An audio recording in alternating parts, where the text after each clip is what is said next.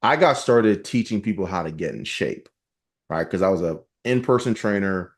And so I got good at getting people in sick shape to the point where, I mean, I didn't even have to be with them in person. I could just hear like their weight, their height, their weekly, their daily activity. They send me pictures of what they're eating, and I could build out a protocol for them. And then they would get in great shape just following the protocol. I transitioned to coaching because I had more leverage in doing that because I didn't want to be tied to working with people in person. So I started coaching them online and helping them get in great shape online and building out a program to help them do that. Right. So I didn't start going, oh, I want to start making money online. I don't know how to do anything online. So let me just start coaching and teaching people how to build an online business, even though I myself have never done that, which is what a lot of people do.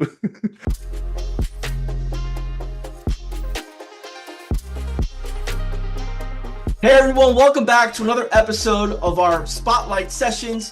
This podcast is dedicated to high levelers, making sure they get exposure to some of the top talent that's out on the marketplace that they may not get a chance to speak to every day. I'm your host, JB, and today we're diving into how you can either help yourself if you're a coach using high level, or how you can help your clients that maybe are coaches using high level with you.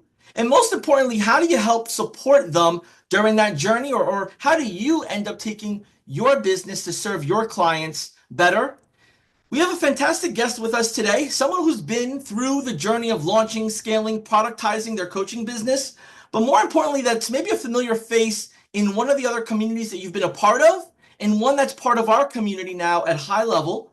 Together, we put together an episode with three important points that we want to drive home to you. And these are topics around really how to grow your business. So the first one that Iggy and I put together here was how to go about getting a coaching business off the ground. The second one we'll talk about is acquiring clients at scale, organic, or do you go paid ads? And the third is the P word, productize. What are you delivering and what process are you providing to your customer to get that experience? So without further ado, help me if you're tuned in live, comment below. Help me give a warm welcome to Iggy Odighizuwa, who's made a name for himself in the coaching and marketing space with his experience in building the businesses, but more importantly, helping others, his peers, other marketers, while doing so. Iggy, welcome to the show, man. Thanks for having me, man. I appreciate the kind and generous words. I don't know if I've made a name for myself in this space. Maybe I have, but happy to be here. Well, look, when I met you at a Onyx Mastermind event, you were definitely quiet, and you had a small crew that you were with, and I said I got to meet this guy.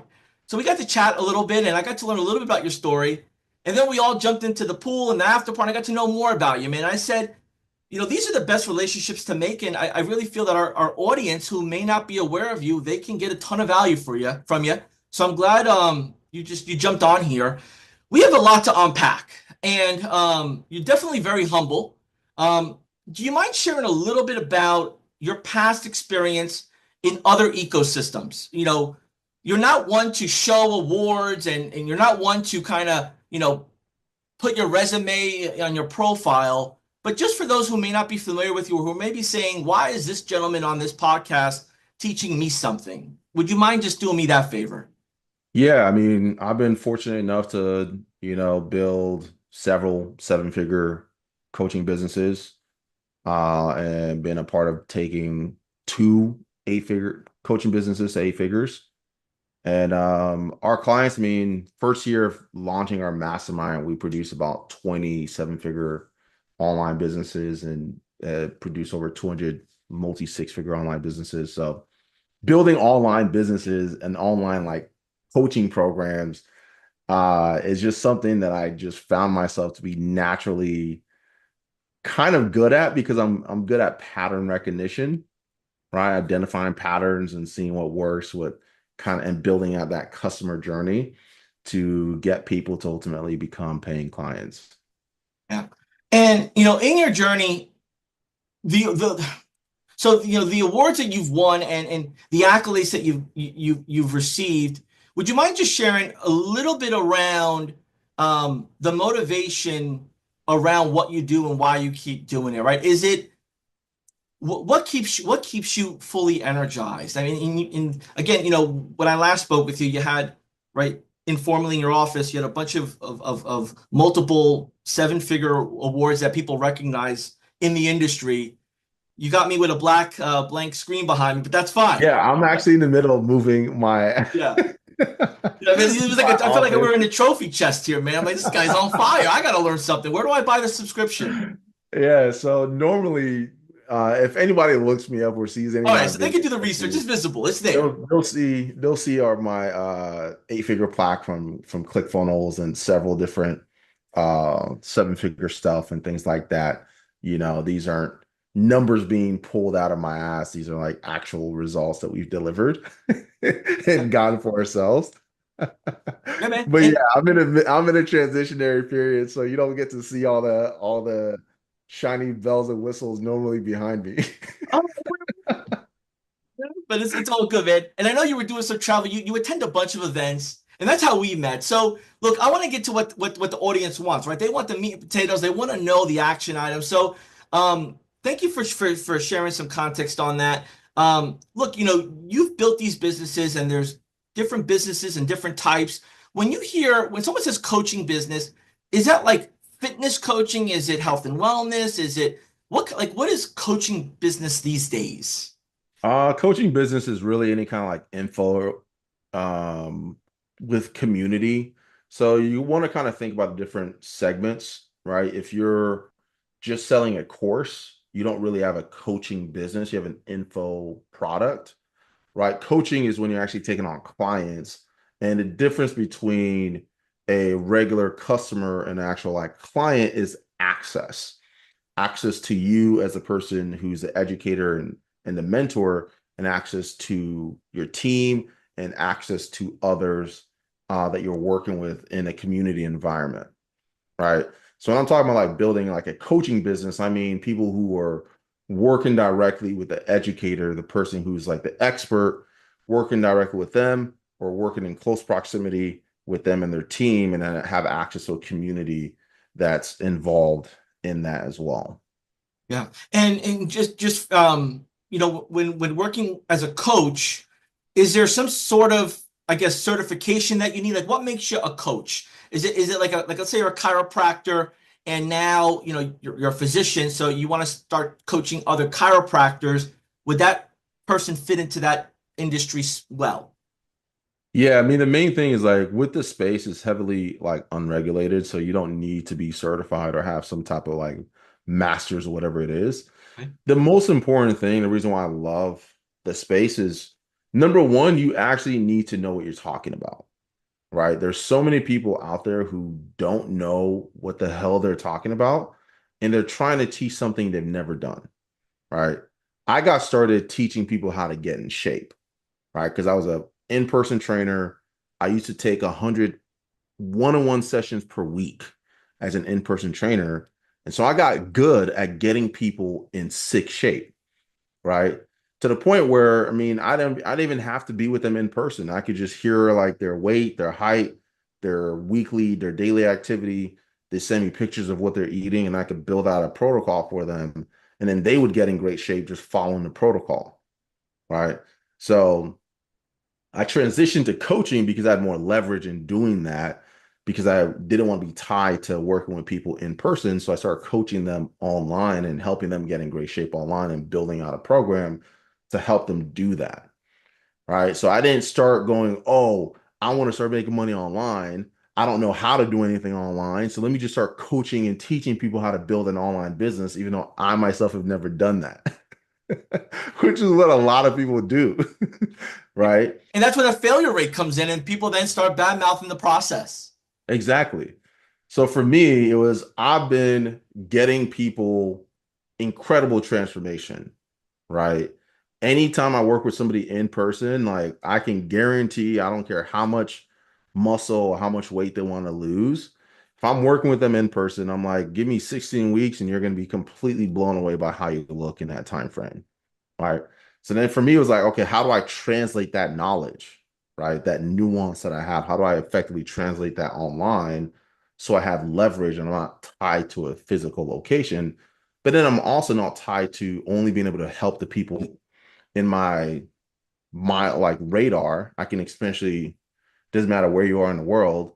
If you have the money and you can afford what I want to do for you, you can afford the transformation and the result that I can provide, I can work with you, right? And so that optionality became very, very key in why I wanted to make the transition to building an online coaching business.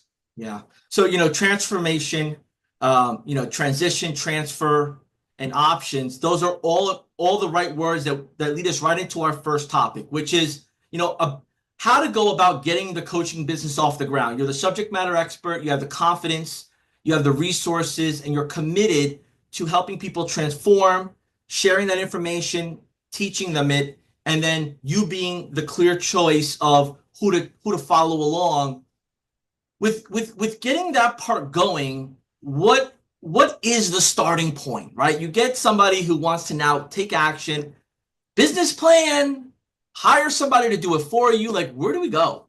Yeah, you gotta. I am strongly against hiring somebody to do it for you, because you have to learn. You got right. Like you can't. I can't. Fitness is the best analogy because I can't get in shape for you. Right? You have to be the one getting under the bar and putting in the reps. Right? The same with business. The thing about business that you could hire somebody to do it for you, but guess what happens when they're no longer around? Like that weight is going to crush you, right? Because you haven't built the strength to actually do the reps yourself. So in business, you got to do it, right? You got to essentially do the reps yourself, but then you got to think through what your vehicle is going to be, right? So if you have a day job, I strongly recommend keeping your day job, right? Because the day job becomes the vehicle that generates income that you can use to promote and market your online business. So for me, you have to look at, do I have an abundance of time, or am I time poor, but I have some capital that I can deploy towards figuring out how to get this thing going, right? I've never built a successful online business using purely organic, right? I've always built all of our seven-figure businesses, even our eight-figure businesses, they've all been purely with paid ads, right? Purely with paid ads. And we've helped a lot of people build successful multi six and seven and even eight-figure online businesses purely with paid ads. So my recommendation is if you have some type of income coming in, keep that income coming in, but then learn how to take that cash that you're getting from your day job and learn how to multiply it using cold traffic. And that's contrary to popular belief because most people will say, hey, if you're starting online for the first time, you need to learn organic marketing. You need to learn how to get clients using organic and using your social media profile and things like that. Whereas for me, I'm like, I'd rather learn how to do that using paid ads because with a click of a button, I can put my message in front of thousands of people and guarantee that I get those impressions versus with organic, there's no guarantee that I get any impressions whatsoever. Right. And yes, and I feel like sometimes if somebody says go all organic, it just might be a higher price ticket that they charge you for, right? Take for them doing maybe the work for you or building out something from scratch. And someone maybe a coach is trying to fit your budget, right? There's many different reasons why someone might say organic versus paid. But as we determine that part, before we even go that far, mentioned before, are you going to be offering access to you as the expert? Are you going to be teaching in some sort of form of course or community? Could you help us understand here just how do we determine either if it's worth it, like worth the time wise, and then what's required to like maintain that? Because once you Yeah. start, you got to keep it going. Yeah. I mean, when you're starting out, for me, first thing you got to do is just create a checklist of what your clients need to go through in order to get a particular result. Right.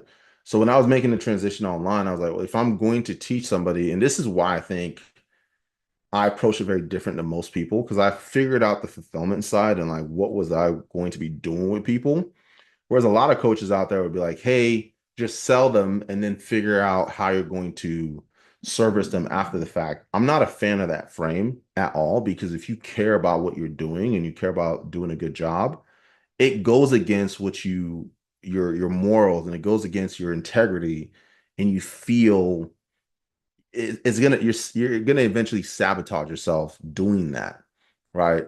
So I didn't feel good about trying to sell somebody something that I didn't really have even a map. So the first thing I did was I sat down and created a clear roadmap for how I would get somebody great results if they're going to work with me online to get in shape. I was like, what am I doing with my clients in person? What are the steps that I'm taking them through? I documented those steps, right? And before I knew, I had like 21 different steps that eventually turned into my 16 to 21 week program, right? I didn't have anything recorded at that time. I didn't have any materials built. Just having the curriculum gave me permission to actually start selling someone because I was like, okay, if they give me money, I know for a fact I'm going to get them results. I'm just going to have to manually take them through this 21 checklist process in order for them to get to the end outcome. But I'm 100% okay selling this program that I just wrote out for anywhere from $3,000 to $5,000 because now I actually know how I'm going to get them results. Yeah, it's a big deal, and I think that's where people, you say the self-sabotage is something that happens whether you know it or not. The guilt comes in. Did I not do this? Am I the right person for this? Imposter syndrome. All these different things happen. So number one takeaway is that I'm getting from you is make sure you have the framework, the roadmap, the customer journey. Put yourself in their shoes, and then itemize or list out what are you going to deliver on. And if you need to Yeah. bring someone else in or other resources, bake that in because there might be a cost. So let's say for fitness, if you have to have them go to a lab or do certain membership or buy certain foods or subscribe to certain meal plans, you have to count that in at some point and let them know about it. Yep. And it's just it took me a couple hours over the weekend to really map this out, right? And it wasn't until I got that done did I actually start being able to confidently market and start trying to acquire clients. Because up until that point, I already spent money on a mentor to teach me how to build an online business, but I could not implement anything that he was trying to teach me because I was too mentally stuck on the fact that, like, what am I going to do if somebody pays me money? Right? I did not have a plan. And for me, I cannot take action without even, it doesn't need to be a fully fleshed plan. It just needs to be a rough outline to let me know I'm directionally correct. Right. And so it wasn't until I did that and actually just documented, just wrote out step by step and just had a rough outline of what that journey looked like. Then I was like, okay, got it. I can actually start selling this thing now. So now Right. you got that plan, right? And there, you mentioned before, and we talked a little bit offline, the organic versus paid ads, and there's so many moving parts to it. And, we don't have all the time, right, to go into the weeds now, but as people are watching this episode, there'll be some information below on how to find Iggy and understand his story, but also see where potentially you can lean on him for a question or two to be answered. As you could tell here, very approachable, easygoing guy, and for the industry. But Iggy, I want to take it to our second point, which is acquiring clients at a beginner level, and then at what point, what does scale mean in that process? So, organic and paid ads, is organic, starting and paid ads is scaling. Could you jump into that a little bit, as if I was a mentee of yours, with a short amount of time? I mean, the first thing that we'd have to do is we'd have to get clear on who you're wanting to serve, right? And what are the requirements that they need in order for them to be a good fit for you to serve them, right? Who can you serve at the highest level? What are the requirements there? And then you have to craft your messaging around speaking to that one type of person, right? So the first thing you have to get clear, and I'm sure everyone teaches this, is you got to know your avatar. You got to know your ideal client profile, and then you have to get your messaging dialed in. Like, what are you actually doing for them? How are you going to speak to them? And then you need to have like your offer mapped out. Like, what are you going to offer them? Right. Once you have those things done, the process of acquiring clients online is very easy, right? All you're doing is you're getting attention, right? And you can get attention via organic traffic. You get attention via affiliates. You get attention via paid ads. You can get attention via cold calling, right? All you need is you got to get attention, right? And then once you start getting attention, then you need to start having conversations, right? So you go from attention and then you're having conversations. And the conversation is around you're finding out what they're struggling with, what got them interested. And you're having these initial little conversations via DMs or via email, via a short 5 minute conversation, whatever it is, you're having conversations. And then you're making offers, right? So you get attention, you're having conversations, and then you're making offers, and then you're servicing the clients. But those are really like three steps that you're going through to start getting things off the ground. It's like, how do I start getting attention on this thing that I'm doing now? I can be going live on Facebook, I can be going live on Instagram, or I can spend $10 a day on ads and start putting my offer and start putting my message in front of thousands of people, right? You get to choose what vehicle makes sense for you.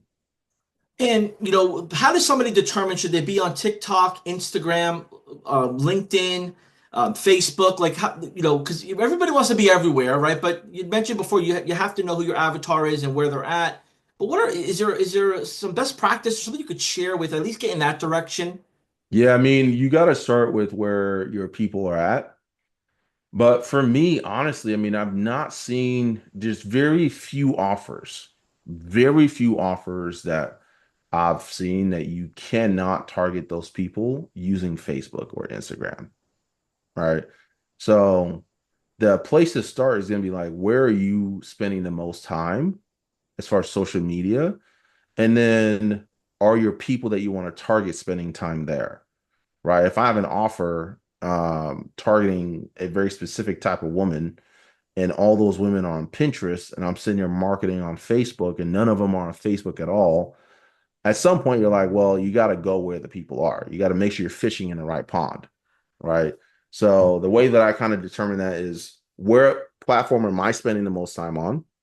And is the people that I want to get in front of, are they spending time on that platform? And if they are, then I just pick one, right? I pick the one that I'm spending the most time on, the one that I'm already learned, that I already know how to use, and the one that has my people there, right? And that's where I start. And you just start with one channel. So we Don't worry start with about where it wants. Yep, we start with that one channel. Let's just say for this example, it's Meta. How do we go about launching these ads? Based on your experience, is this the dollar a day method? I'm not sure if that even exists these days, right? I don't know how much a dollar can get you these days, but more than anything, are you using it through the business center? Are you using it through a third party app? Are you going targeted ads? Like, where's a Yeah, good starting point? you'd go for that. I like to keep it very simple, right? We'll use the business manager or the ads manager, and we'll do one asset with one to three different creatives, anywhere from $5 to $20 per day. Okay. Right. If you have a $20 a day budget, then you can test four different ad sets, right? And so that's how I do it. So $5, so one ad set, one to three creatives, $5 to $20 a day per ad set. And all you're doing with these creatives is you're running either you're testing images or you're testing videos, and you're pushing those to a conversation. You're not sending them to a landing page. You're not sending them to anything complex. You're pushing those to conversation so you can talk to people, right? And you're asking them questions about what got them interested, what are they struggling with, what are the challenges, what have they tried before, and see if they're interested in scheduling a more formal conversation with you for you to potentially make them an offer, right? And that's all you're doing on repeat. And then what will happen is you'll have enough of these conversations to where you're like, oh, I'm seeing a pattern here of what people want. Let me update my marketing creative. Let me update my headline. Let me update the video, what I'm talking about in the video, so it's more aligned with the people that I want to have more conversations with, right? And that gives you that really tight feedback loop, right? Then you make those adjustments, you publish the new creatives, and then you start having more conversations, and you'll notice a pattern between the messaging that you have in your ads, right? They call it copy, that messaging or the copy that you have in your ads and your creatives, and the types of people that are being attracted by it, right? And you have that type feedback loop because you're talking to these people. And you're like, oh, okay, I see. I can see the ad that you came from. I'm seeing a pattern of all these kind of people that I don't want to work with coming from this ad because of the targeting that I have. Okay, I need to change that. And Right. that I'm could going to be turn from that off and try. geographical targeting. That could be from, people that are just asking random questions that it's Yeah. irrelevant. It could Um, be geographical, it could be interest targeting, it could be whatever it is. But the thing I love about Facebook is the fact that you can get very particular with the interest groups that you want to target and the demographic. Are they parents? Are they mothers? Are they married? Are they divorced? Are they interested in sports? Are they interested in property or whatever it is? And you can really segment it. And it makes it easy for you to just play around with the interest targeting and the messaging and then having conversations to validate those 2 points. yeah, and you've repeated it multiple times because it's clear that it's a big part of the success that you're seeing with your business and others is conversations. Like just getting a name and email means nothing if you never have a conversation with them. And correct me if I'm wrong, but if they're willing to have a conversation on the fly, whether it's through WhatsApp, Messenger, whatever platform you have it connected to, then they're interested in at least learning. And there's a better Yep. chance of at least setting an appointment. Yep. Yeah, that's sometimes I feel like it's easy to kind of go deep in the weeds with a bunch of other different ways, but if your two thumbs or your AI is not ready to respond and take action, then you just have just something that's something, nothing meaningful. Yeah, I mean, you could go down a rabbit hole of like having a sales funnel and sales copy and a VSL, which we do all of that, right? But we're talking like if you're just starting out, we built a multi seven figure online business with, and our funnel was this: add to messenger conversation to calendar, repeat, add to messenger conversation to calendar, and then you just make the people an offer. Those people that show up for the appointment, you make them an offer, and if they buy, you just acquire a new client, get them a result, and you just repeat that process. We didn't introduce a funnel into that process until like 2 years after the fact, right? It's trial and error, or just like the aha moment kicked in, or maybe you heard it from or saw something different.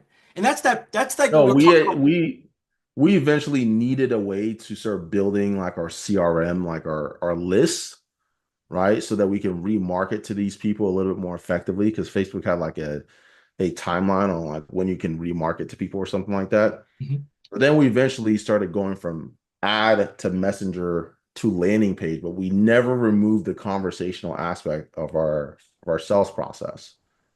All right.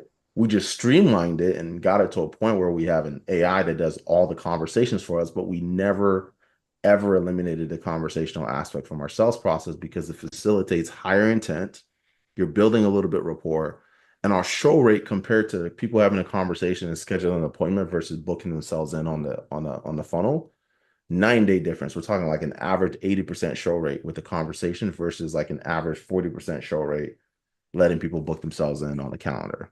Yeah, and it may be obvious to some or not to others. There's a lot of people that here that are brand new that are watching this, but you're a user of high level. You've used Mhm. it for a good amount of time, right? Before it was a cool thing, right? Before everyone started finding out about it, you were one of the early adopters. How did you go about using high level to stream like this? You mentioned some AI, you mentioned some follow-up conversations. Could you just dive in a little bit on how you make that part of your organic process? Yeah, so being high level is a great for like our automation, marketing automation stuff. And we've used it for our marketing automation for a long time. So we're talking like emails, we're talking like text blasts, we're talking like ringless voice drops, we're talking calendar appointment reminders and all that good stuff. Um, for as far as the conversation goes, automating that, we were using like we had a very disgustingly robust. workflow built out where we're trying to automate conversations with that. And then eventually we deploy Charlie AI for the conversational aspect. And so for us, high level takes care of all the marketing automations, and then Charlie takes care of all the like the conversations that it needs to have with the leads. And then the cool thing with high level is that you can the amount of like the powerful workflow automation that you can build out is pretty intense.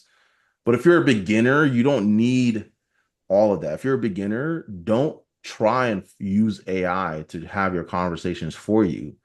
Get in there and have the damn conversations yourself because that's market research, right? There's so many people who are starting out, they're like, oh, how do I automate everything?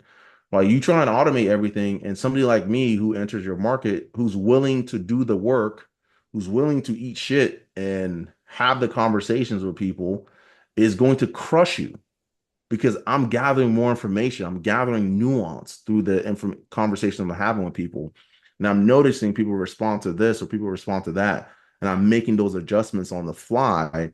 And then once that process is mastered and I know what gets people to respond and what gets people to from point A to point B, then only then can I take that process and plug it into automations and give it to AI and have it run that for me on autopilot. But there's so many people who want to skip that process of doing the work and getting underneath the bar and just putting in the damn reps. I'm like, just get underneath the bar and just do the damn reps. Like, you're going to thank me for it later. But if you try and shortcut it and go, oh, how do I go straight to automations?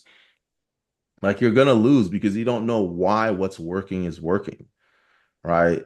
Then there's And you had the mentioned more, it's like the spotter. It's like having a spotter every time. Trying to lift that heavy weight, your spotter is doing 30% of the weight lifting with you.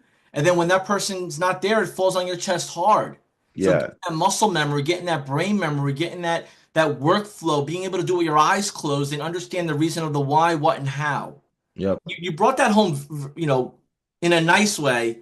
I see your passion to it. And, we don't want your delivery is deliberate, and that's what I appreciate about you, right? Like you emphasize certain things a certain way to show like this is key, but you like you said before, you got to do the work from the beginning until you end up delegating it to somebody.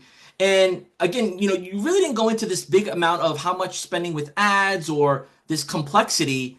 Do enough to do a market test and awareness, attract traffic is the key thing you mentioned many times, attract traffic, have conversations, but have a solid offer. And that what you were saying before was like there's not enough offers out there. So having a clear offer, that offer, I feel like that gets us into our third topic here, which is productize what you're delivering and build a process around it. The offer, the product, whether it's a service or an experience, how does somebody today, with what you know, what you've seen, start to get the leg up on productizing their experience community or coaching access? yeah. I mean, as far as that goes, it's going to be again, it's the same process really with the ads and optimizing that is you got to be the one coaching your clients and working with them. At least take your first 10 clients through your entire process, right? At least like your first 10 to 20 clients, you want to manually be the one taking them through the entire process.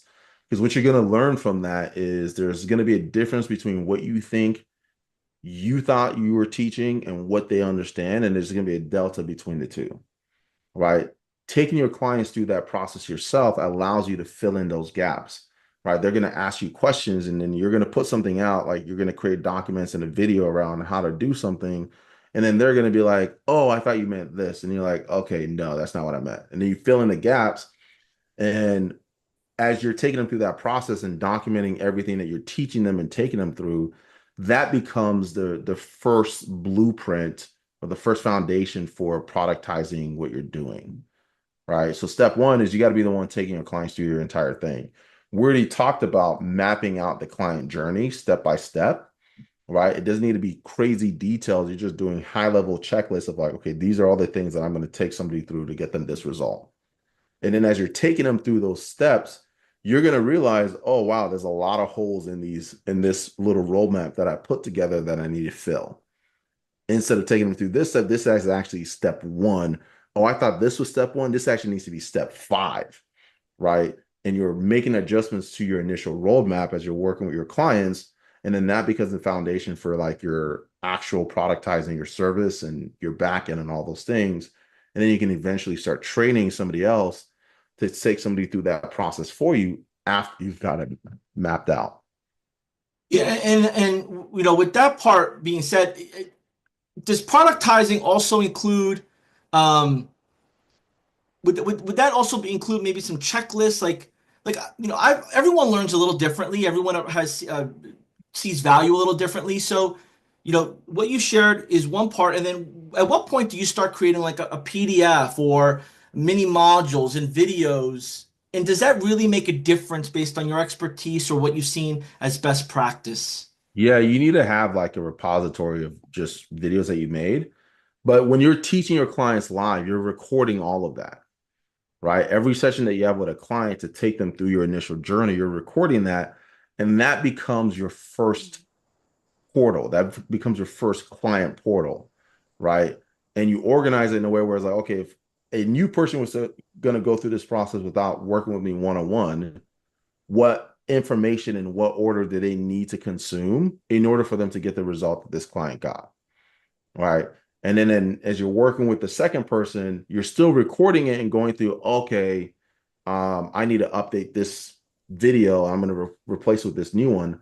Or now you have a curriculum kind of mapped out to where you can record better videos that are more succinct in your free time when you're not working with clients one on one, right? So you can start building out the portal after you've taken your first 5 to 10 clients through your entire process.